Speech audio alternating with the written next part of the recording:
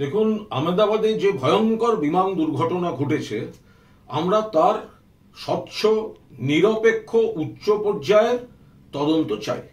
কারণ প্রথমেই বলে রাখা ভালো যে এই পাখির ধাক্কায় হয়েছে, প্রথম থেকেই তদন্তের আগে এটা যেন চাপিয়ে দেওয়া না হয়। একটা ফ্লাইট, একটা এয়ারক্রাফট, সেটা এলো প্যারিস থেকে দিল্লি, দিল্লি থেকে আহমেদাবাদ, আহমেদাবাদ থেকে আবার রওনা হচ্ছে। এর ভেতরে মেনটেনেন্স সব ঠিকঠাক ছিল তো? একাধিক অভিযোগ আসছে তার নানা সিস্টেম কাজ করছে না।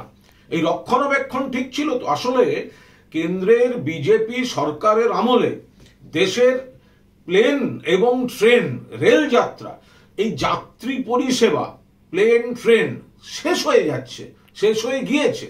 এগুলো যেভাবে এরা সর্বনাশ করেছে, যাত্রী পরিষেবা, যাত্রী সুরক্ষা, এগুলোর কোনো কিছু অবশিষ্ট নেই। ধরুন এই যে এয়ার ইন্ডিয়া, এটা গেছে টাটাদের কাছে। আরে টাটারা তো কিছুকাল আগে নিয়েছে, কিন্তু এই গোটা সিস্টেম, এয়ারক্রাফট, এগুলো তো এয়ার ইন্ডিয়ারই ছিল, সেটা তো ছিল কেন্দ্রীয় সরকারের হাতে।